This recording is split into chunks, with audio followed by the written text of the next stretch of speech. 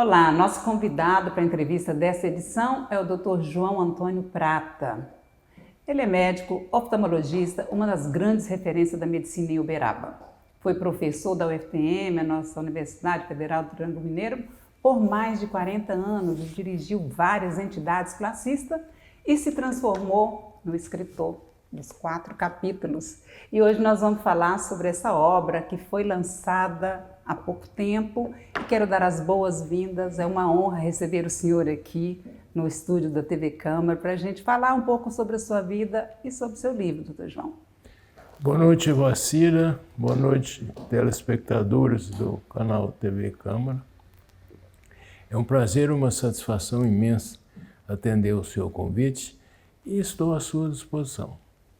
O senhor também lançou, escreveu, participou de várias pesquisas científicas, mas como escritor, esse livro nasceu no tempo de pandemia, né? O senhor Exatamente. se reinventou. Conta pra gente como é que foi que surgiu essa ideia nesse período. Bom, eu, como você disse, tenho uma militância de quase 60 anos na medicina, mais de 40 no magistério, pesquisa, e uma prestação de serviço extensa, serviços voluntários e muitos casos vividos.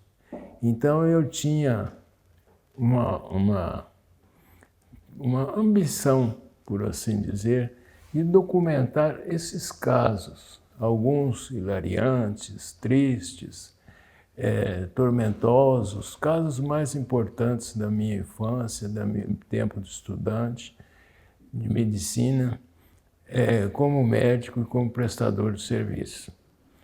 E eu então resolvi contar essas experiências. Mas eu logo percebi que para contar as experiências precisava dizer onde, como, quando, e isso tinha que pôr a minha biografia. Embora não fosse a minha pretensão inicial, acabou sendo também a minha biografia.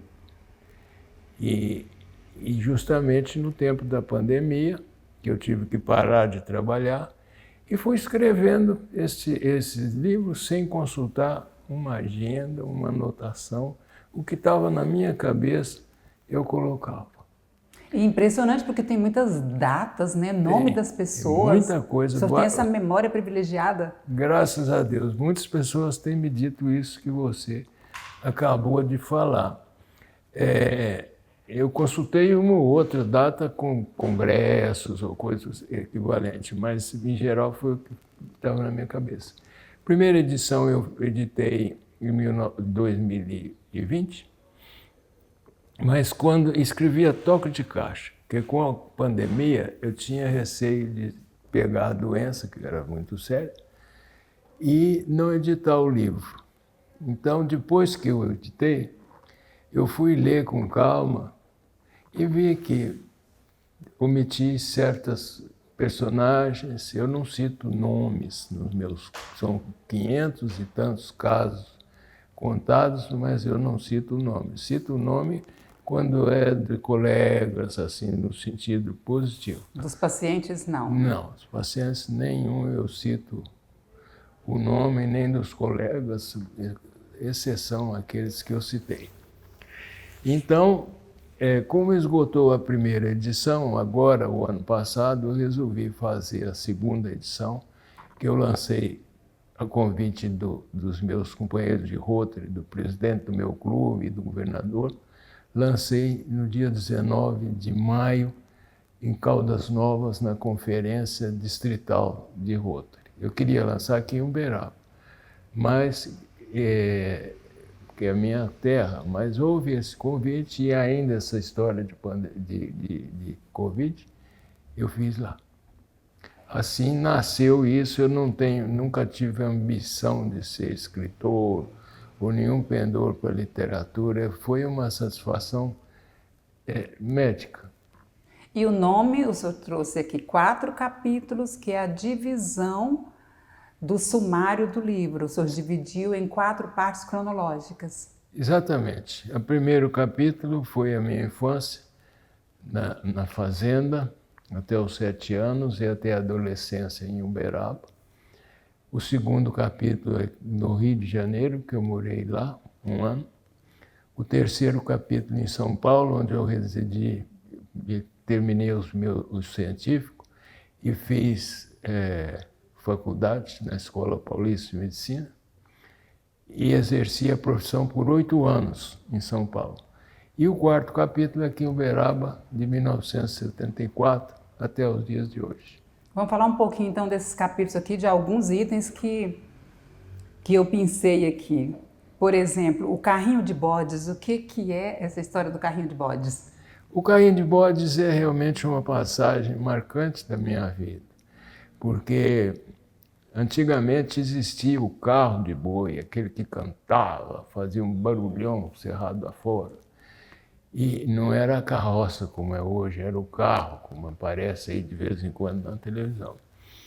E o meu pai me presenteou, quando eu era menino, uns 5 anos, 6 anos, com um carrinho, que de carrinho não tinha nada, porque ele pesava uns 200 quilos.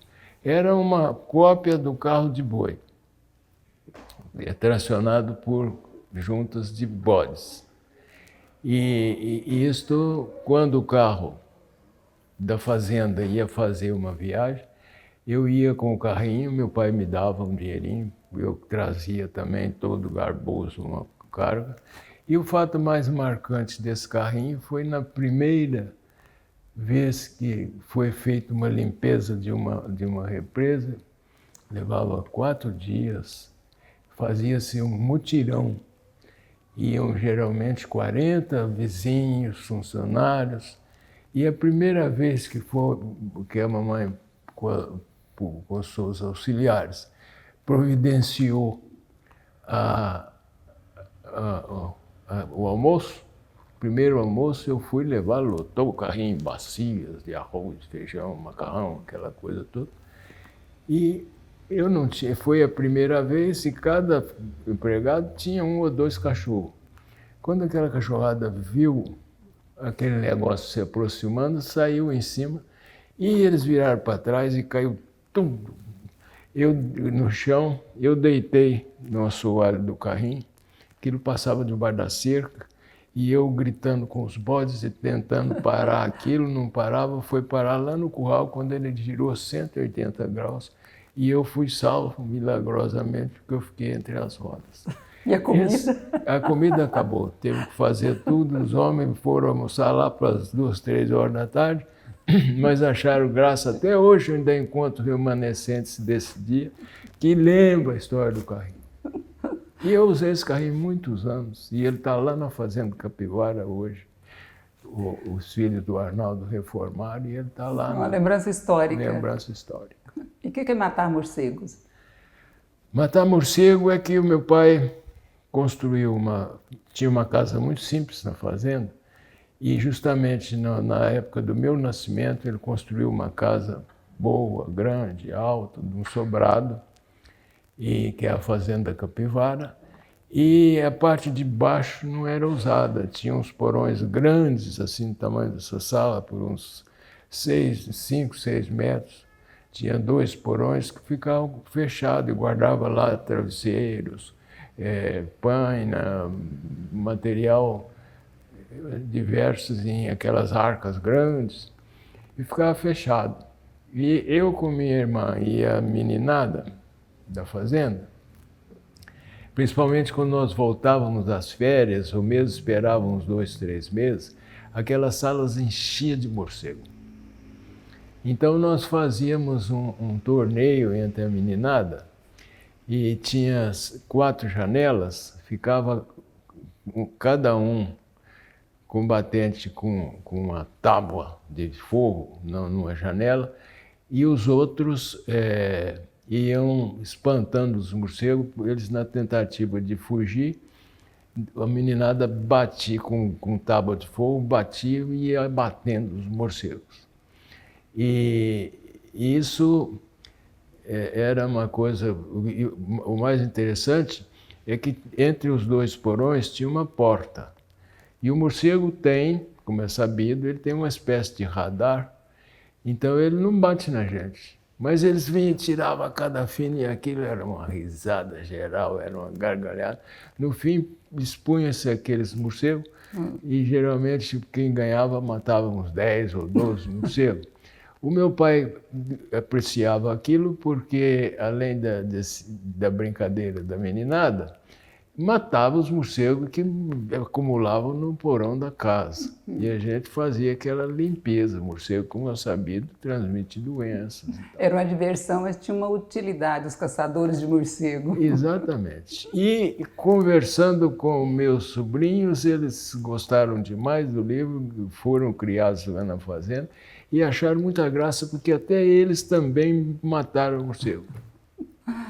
Teve essa parte aí muito feliz aí na sua infância, mas tem um capítulo aqui que o senhor trouxe de desajuste financeiro, que foi uma dificuldade. O senhor conta pra gente?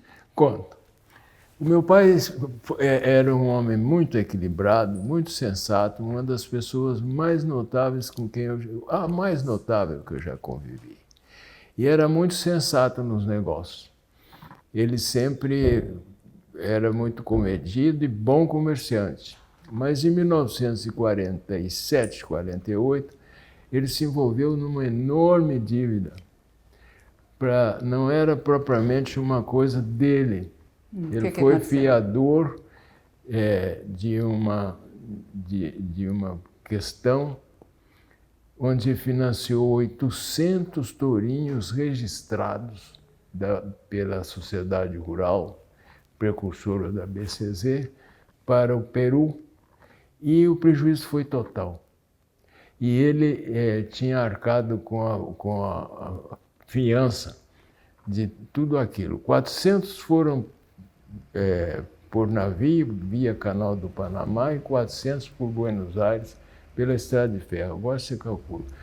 Ele, coitado, ficou limpo. Perdeu tudo, mas não vendeu a fazenda. Nós passamos uma época dura e difícil, onde a gente fazia o que a fazenda rendia era para amortizar a dívida do banco. Isso foram vários anos. E isso foi realmente penoso. E justamente foi a época que eu fui para o Rio de Janeiro, meu pai marcou com compromisso, e eu fui para o Rio de Janeiro numa pitanga danada.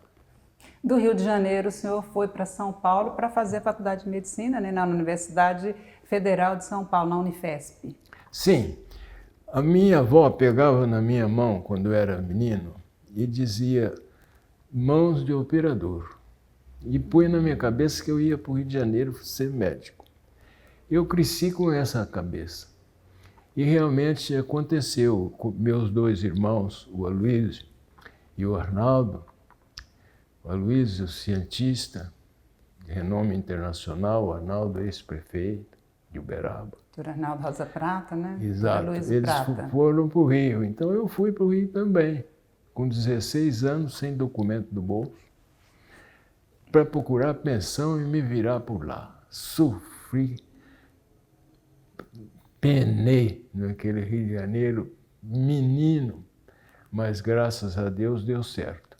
Mas um amigo do meu irmão, médico, eu aconselhava muito com ele, me aconselhou ir para São Paulo. Ele falou, deve ter visto a dificuldade que eu tinha ali naquela cidade, daquele tamanho, estudando no colégio mais apertado da cidade, do Rio de Janeiro. Ele certamente me aconselhou, vai para São Paulo, mais perto de sua casa, as escolas são melhores. Eu acatei o conselho dele, não me arrependi, fui para São Paulo, lá fiquei 19 anos. Se formou, ficou... Formei, fiz pós-graduação. Fez pós-graduação lá também. E tive consultório lá por 8 anos. Fui muito feliz, digo para você, Basília. Eu sempre tive uma vontade, uma disposição excelente para o trabalho, para fazer as coisas. aqui falando, eu tive muito sucesso lá, científico e sucesso financeiro. Eu ganhei muito dinheiro em São Paulo, para mim. Para mim era muito dinheiro. E que eu fiz um pé de meia, que eu vim para Uberaba, pude comprar 2 casas, uma central, a outra que eu moro. Comprei uma chácara, economizava e trabalhava. Um trabalho lá em São Paulo. Trabalho árduo. São Paulo sabe como é. E durante a faculdade, o senhor parece que quase foi barbeiro, viveu essa experiência, como é isso? A história do barbeiro foi a seguinte, eu na escola eu tinha muita atividade, lá já despertou minha vocação de servir. O restaurante do Centro Acadêmico tinha um restaurante, eu com mais 2 colegas assumimos a direção do restaurante por convite do presidente do Centro Acadêmico. Tinha uma participação muito grande, era relações públicas de um dos maiores laboratórios do país, da Laboterápica. E fui diretor de publicidade de uma revista Indústria, escrevia nessa revista por 4 anos, fazia serviço de publicidade e estudava também. E teve uma passagem em que estava no quarto de pensão que eu morava, depois passamos para uma república, um colega, nós íamos a uma festa, ele falou, eu não cortei o cabelo, não tomei banho, a minha roupa está... Eu disse, não, pode deixar que o seu cabelo eu corto, e a roupa eu te empresto. E banho você toma aqui. E então eu me lembrei de quando criança, quando adolescente na fazenda, o Arnaldo tinha 5 filhos, 3 homens. E os meninos estavam cabeludos. E ele trabalhando muito, não tinha tempo de ir na cidade. Os meninos, eu falei, deixa eu cortar o cabelo dos meninos. Cortei, ficou bom. Depois passei a cortar do meu pai, passei a cortar cabelo meu, que eu cortei por anos a fio, e cortei cabelo desse colega, ele gostou, e outros de vez em quando precisavam fazer um corte de cabelo, ia lá na República que nós morávamos, e eu cortava o cabelo. Virou uma barbearia. Virou uma barbearia. Só parei porque a faxineira pediu que parasse com aquilo, que ela não aguentava limpar o cabelo. Eu cheguei a ter 40 fregueses de caderneta. E O que é freguês de caderneta? Marcado, hora marcada. Não cobrava nada, aquilo foi aumentando, eu cheguei a pensar em propor ao Centro Acadêmico, da nossa atlética, de montar um salão de barbeiro lá, para mim ganhar dinheiro. Mas daí eu pensei e falei, sou bom barbeiro, eu corto meu cabelo. Agora continua. Na pandemia, aqui em Uberaba, durante 8 anos eu mesmo cortava, até que eu descobri o Tião, meu vizinho, barbeiro, que eu corto com o Tião. Mas na pandemia agora, eu vou à barbearia de vez em quando, eu mesmo corto, até o pessoal fica... como é que eu consigo cortar? Eu corto no tato. Atrás, né? Atrás, eu corto no tato. Então, eu desisti de ser barbeiro. Eu falei, não corto o cabelo mais de ninguém. Dona Benedita já não aguenta essa sujeira e eu não posso. Fechei. Ela que encerrou sua carreira de barbeiro. Ela encerrou minha carreira de barbeiro. Parcial, porque meu filho sempre cortou o cabelo comigo quando era menino, adolescente. E achava bom. E o que é o episódio do Pendura?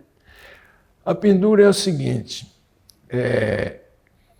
quando eu entrei na Escola Paulista, que é uma escola muito séria, muito responsável, ensino das melhores escolas do país, a Universidade Federal de São Paulo, existia um negócio chamado de comer no restaurante e não pagar. Mas não era sempre não, isso era em ocasiões, era tradição em São Paulo isso, até criada pelos estudantes de direito.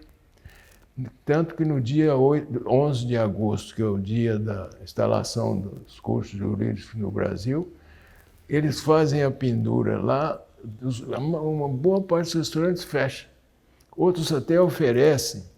Então, o que é a pendura? É chegar lá no restaurante e comia, geralmente, um restaurante de luxo, às vezes ia até de smoke, pedia do bom e do melhor, e quando chegava na hora de pagar, dava uma flama.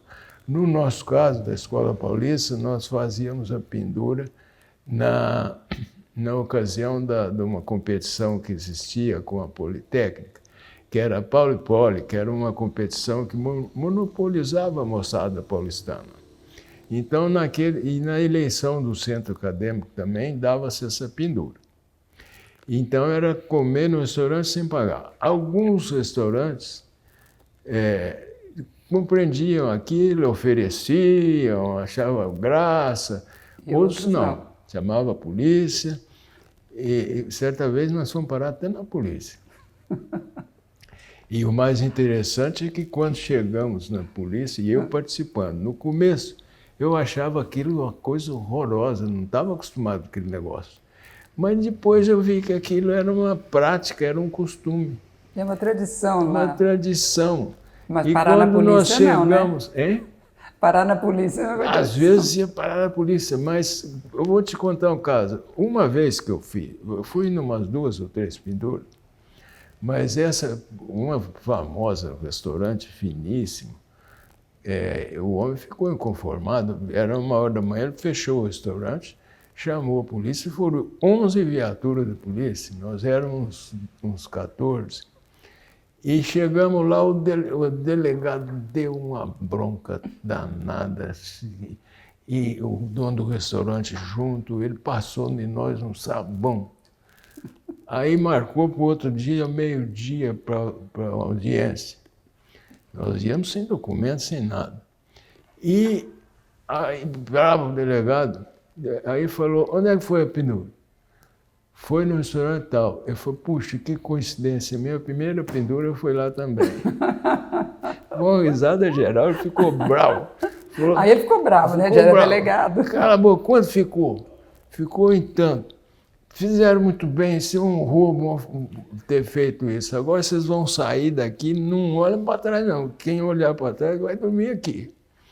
E nós fomos embora e até hoje ninguém foi lá prestar audiência nem nada. Mas quando nós estávamos tremendo lá na frente daquele delegado, tinha um estagiário de direito, amigo de um colega nosso, falou, pode ficar sossegado que é tudo cena.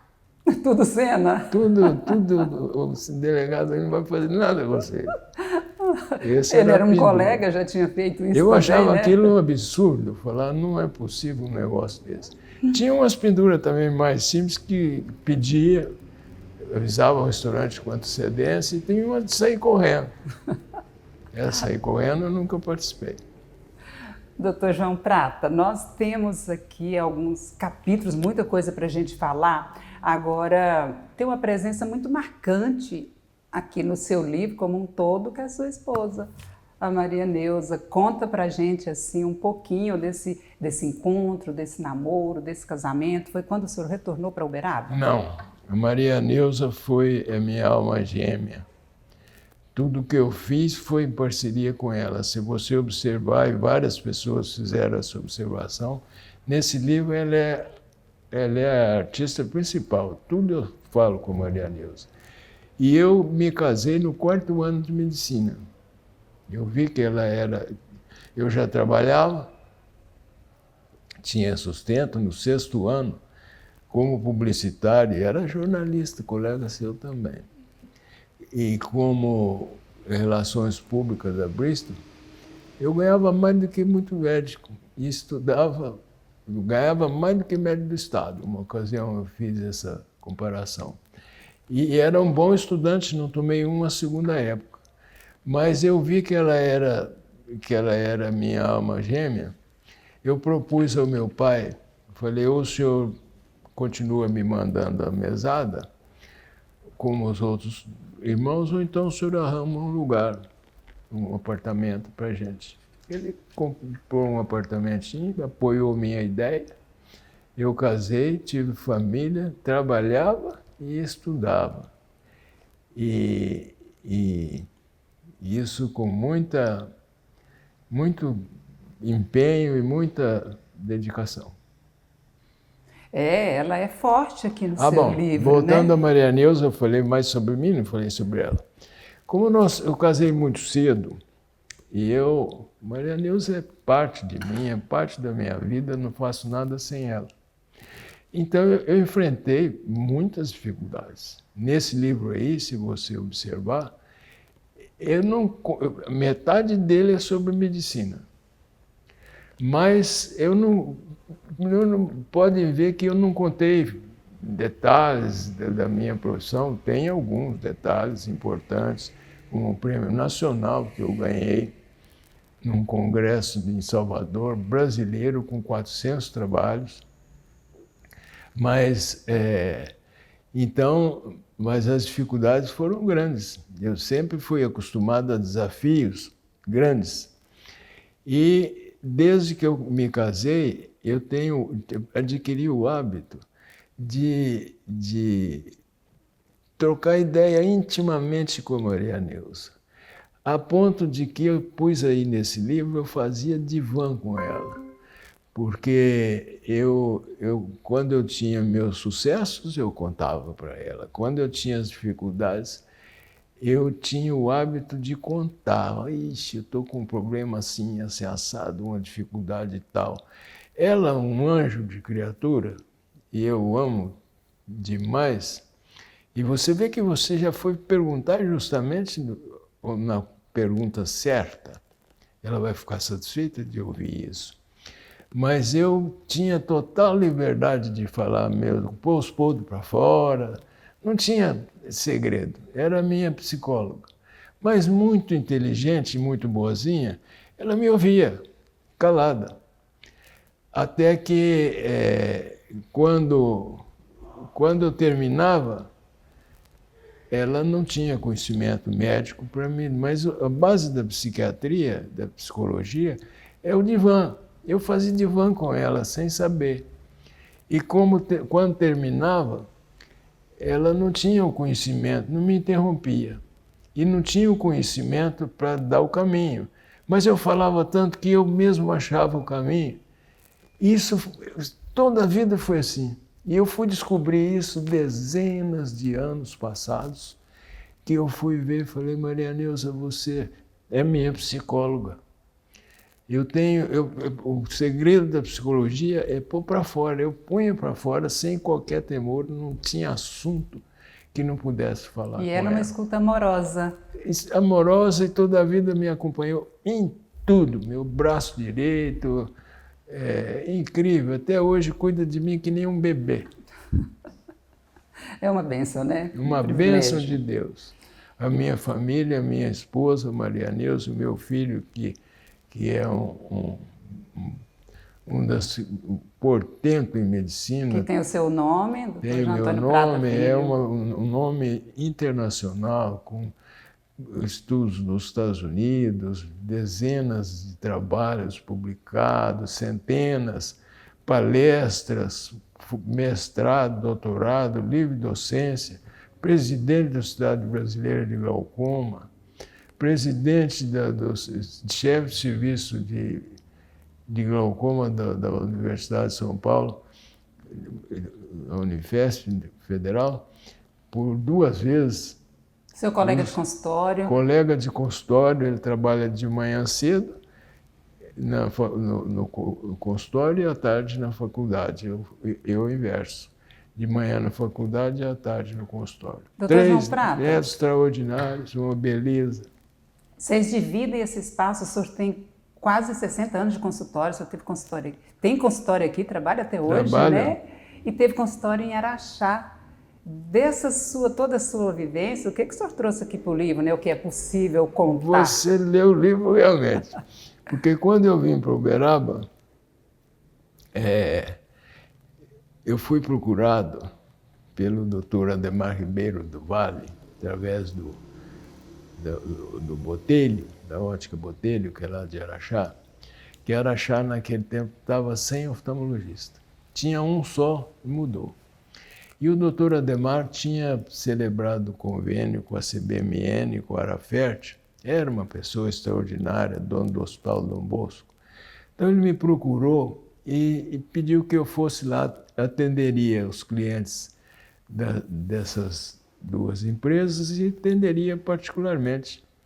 E me deu tudo, telefone, sala, funcionário. Eu falei, ele falou, você vê o tanto que você quiser, um dia, dois, a semana inteira. Eu falei, eu vou no sábado, porque assim eu aproveito com a Maria Neuza e o filho de passar no hotel de Araxá. Mas aconteceu o seguinte, o serviço era tanto, Vacília, mas tanto que se eu chegasse lá 8 horas, arruinava o dia todo. Trabalhava até a noite, de manhã cedo até de noite. Tudo dinheiro vivo. Recebia tudo, voltava com os bolsos cheios. Ali de Itapira, Pratinha, Ibiá, vinha gente de todo canto. Eu operava lá, não almoçava, porque chegava na hora do almoço e ia operar. Eu falava para os clientes, vamos operar lá em Uberaba, porque para fazer acompanhamento curativo. Não, mas o doutor Ademar não faz. Ah, faz. Mas geralmente eu operava e ganhei muito dinheiro, servi muitas pessoas, gostei demais, tanto do doutor Ademar como dos médicos do hospital. No final eu já não aguentava mais. Ganhar dinheiro é muito importante na vida. Mas eu já não aguentava mais. Eu estava ficando exausto com a carga horária. Eu não aguentava, eu falei, Ademar, você vai desculpar. Quando me apareceu no consultório um moço, o Hugo, oftalmologista, acho que ele está lá até hoje, tinha feito residência em Ribeirão Preto. O doutor João, eu sei que o senhor tem uma clínica muito grande lá em Araxá, eu estou mudando para lá, eu não queria atrapalhar o senhor, não. Eu quero viver numa boa convivência lá. Eu falei, não, meu amigo, você não veio me atrapalhar, não, você veio me salvar. Porque você vai entrar no meu lugar. Peguei ele, cheguei para o Ademar e falei, está aqui o seu oftalmologista. Fez o sucessor? Fiz o sucessor, fiquei lá, acho que 2 anos, 1 ano ou 2, não me lembro. Aí fixou aqui em Uberaba e deve ter alguma notícia pitoresca, né? Vamos falar assim de jornalista, notícia pitoresca dessa sua vida de consultório durante todo esse tempo. Teve alguma coisa assim engraçada? Tem, são 500 casos. Você quer saber de jornalista, do consultório? Do consultório. Do consultório.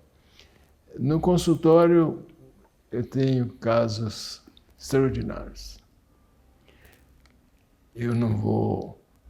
Tem que procurar resumir, porque os casos são longos. Mas tenho uma... No Hospital da Criança, eu trabalhei 11 anos sem prestação de serviço, sem remuneração. Era oftalmologista do Hospital da Criança. Fui presidente do Conselho Deliberativo lá. Trabalhei no Instituto Cegos, fui vice-presidente do Instituto Cegos por 15 anos. E me lembro, vou te contar um casinho de uma meninazinha lá do Hospital da Criança, que a mãe teve rubéola na gravidez. Ela tinha catarata, eu operei os 2 olhinhos. Apresentou estrabismo, eu operei o estrabismo dela. E era surda. E estudava na escola para surdos. E ali ela se formou. A escola para surdos foi fundada pelo Rotary, eu encontrava lá com ela sempre. Também fui vice-presidente da Escola de Surdos, Dulce de Oliveira. Rotariano também, né? Como rotariano, foi o Rotary que construiu aquilo.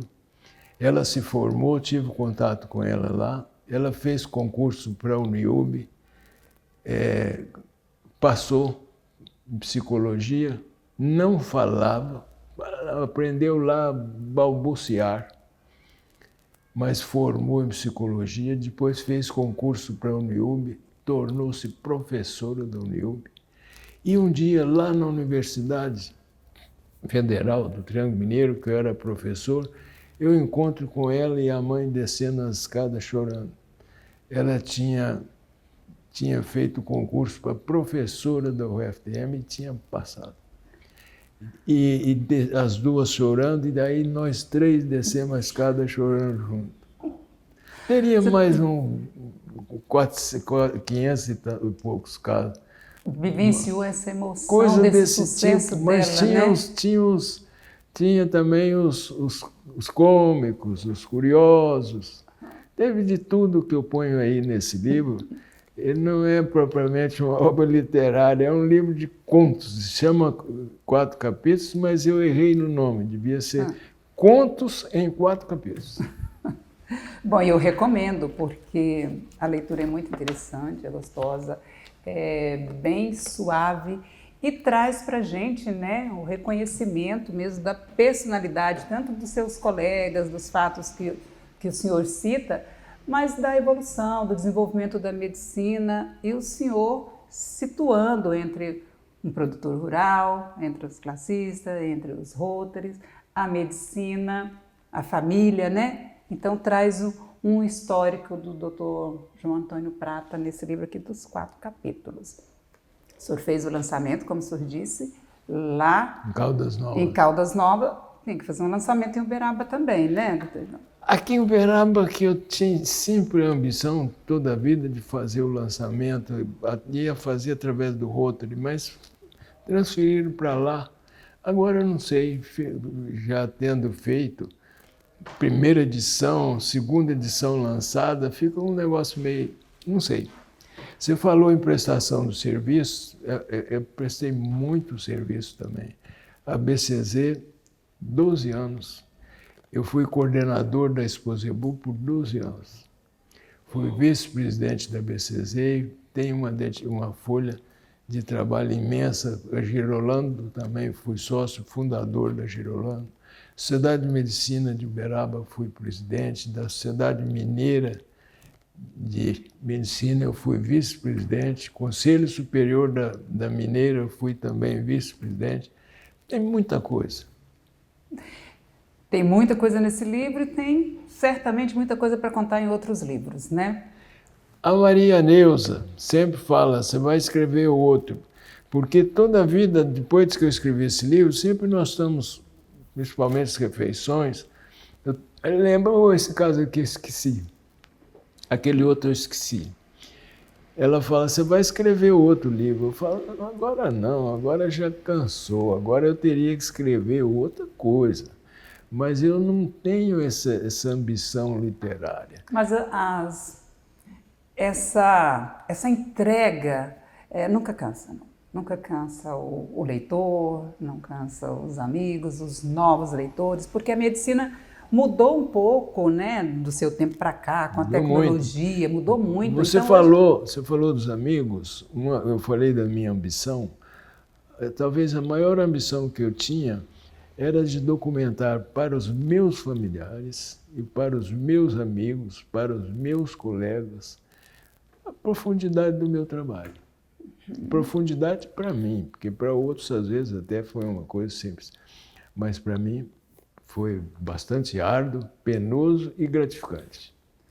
Doutor João Prata, estamos encerrando a reunião e foi uma honra realmente. Foi um prazer, Evacília, muito agradável, você é ótima. Eu já conhecia a Evacília do tempo da BCZ, do tempo da Girolanda, das associações médicas, do Rotary, mas ela confirmou aqui nessa entrevista que é realmente um artista, uma profissional competente. Muito obrigada, também admiro muito a postura. E o seu marido, marido, meu aluno Hector, seu aluno, brilhante médico aqui em Uberaba, seus 3 filhos médicos, é uma família de médicos, uma beleza. Olha, acabei de entrevistar o Dr. João Antônio Prata, que falamos sobre o livro 4 capítulos, que é um registro da vida dele em todas as vertentes que ele já atuou, como nós falamos aqui durante o conteúdo da entrevista. E você pode acompanhar também depois no nosso canal YouTube. Agora continua com a nossa programação na TV Câmara. Muito obrigada por sua companhia e até breve.